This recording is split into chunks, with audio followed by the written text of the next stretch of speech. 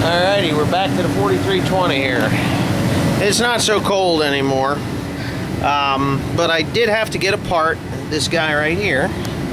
As you can see, right there, that's broken.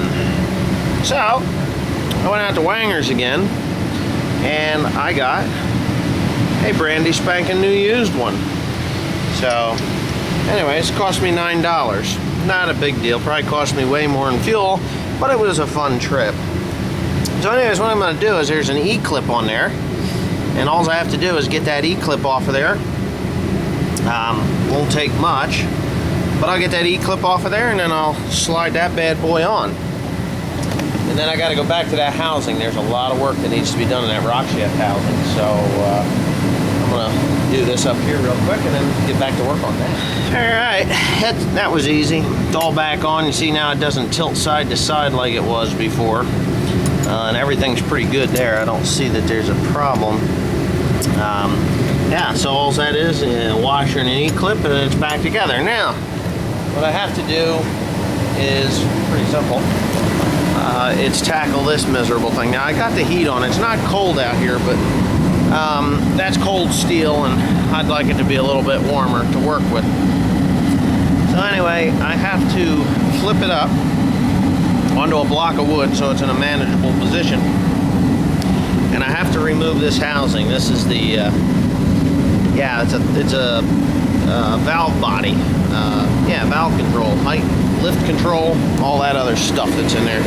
Probably not the technical term for it, but that's what it is. It's the rock shaft control, which lifts and lowers the lift arms, and it also runs this body, that valve body there. So I'm going to get that off of there next. I'm going to get a couple pieces of wood. So anyway, I've been messing around with this thing for the last hour or so. As you can see, there's bolts that go all the way around here, and my little flashlight. Well, that one there was a pain in the ass because it was rusted. That one there is just an absolute nightmare. It is rusted so bad, I can't get anything on it. So, I am going to see, I don't want to break the casting by just loosening everything up and trying to force it down through the hole, but I'm going to see if I can get a drill bit on it and center that thing and drill the head of it off, and then it'll come right out. No big deal. So, that's what I've been working. The fun has always just begun. What I did was I took a chisel, and I don't know, can you see the damn thing? Yeah, right about there. You can see it there. I just chiseled the head off of it. So what I'm going to do is I'm going to pull the rest of those bolts off of there. You can see they're all the way around there. I'll get them bolts out of there, and then that thing should lift right up off of there. And I won't have any trouble, I hope. Yeah, so we'll get moving on that. Pretty simple. Okay, we're getting to it. As you can see, that there stud was a bolt. You can see how I knocked the head of it off, and it just slipped right on up through. What I'll do is I'm going to set this part here aside. This is how it controls the 3-point hitch, the lift on that. So yeah, so anyways, what I'm going to do is I'm going to replace a couple of these O-rings that are here. I've got them, I'll put them in, and it should be pretty good, you know, when I'm ready to put the other part back together. So anyways, here we go. Okay, I got grease on my camera. Anyway, yeah, I got the plate off the back of the other one, and this is the piston that's in there. Now, it needs new backing, so I'm back to the parts department up at John Deere. I'll have to call them tomorrow. Being today is Sunday, that's the piston for that. Now, there's really, it's odd. It's just like a funky looking push rod that's in here. I'll show you when I get in. Alright. You can see it there. That's all that is. And that, I guess when you put pressure to it, the hydraulic piston pushes backwards, and it's hooked way up in there. I haven't even looked yet to see what it looks like, but it'll be the first. Oh, neat. So, yeah, that's all it is. That thing. So, anyways, this is the reason that I am replacing this thing. If you can probably see, maybe not. Let me get a rag on that thing real quick. Yeah, I'm making grunting noises, I know it.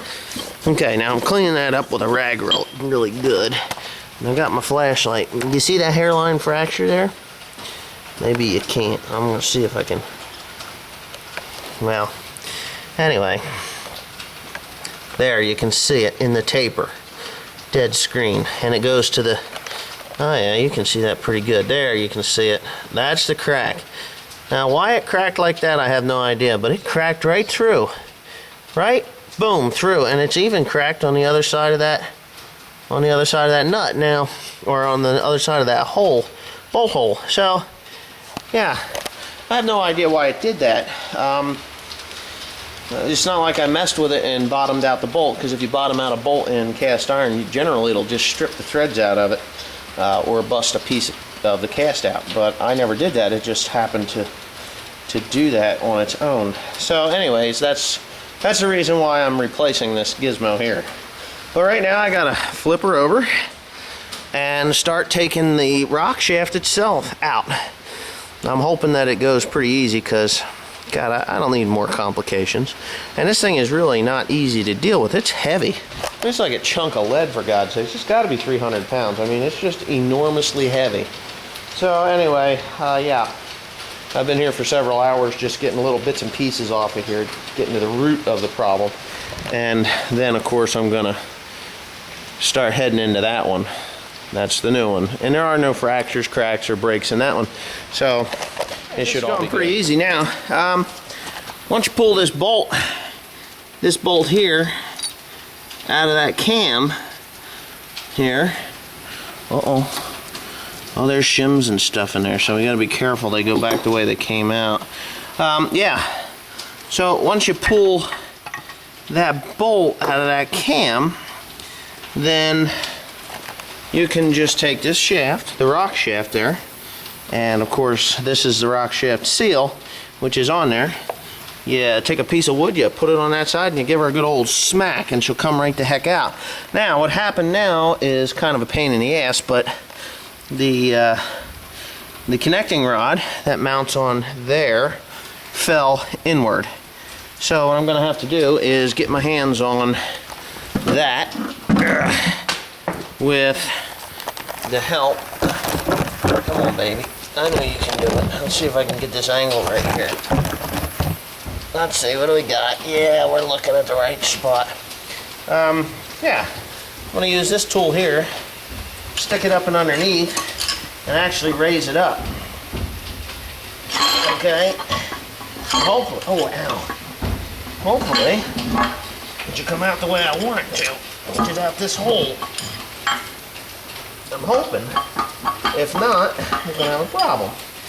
Like I think I'm going to have. And that is that this son of a bitch don't want to come out that way. But it does.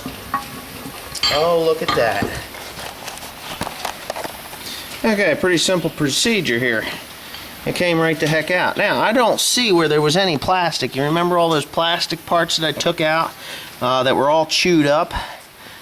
In the parts book, I did not see that there was any plastic linings or bushings or anything like that in there.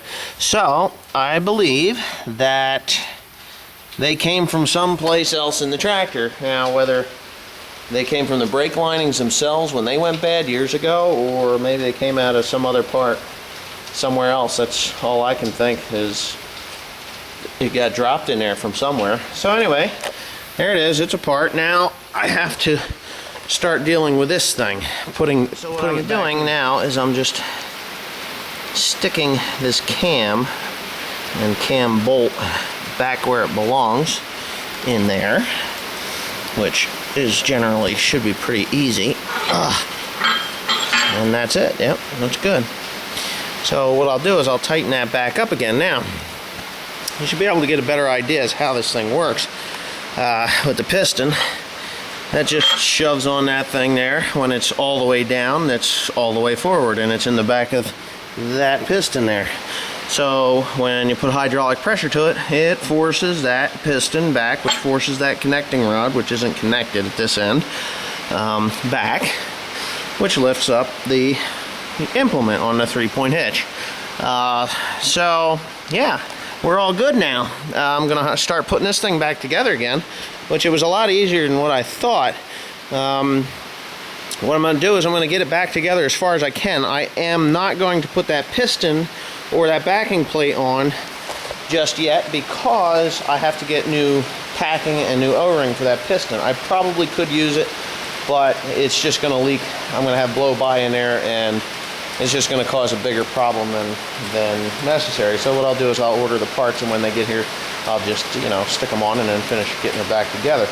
But until then, I do have plenty of work to do here. Just getting everything back to where it was and back up on that deck of that tractor. I think I can handle this myself.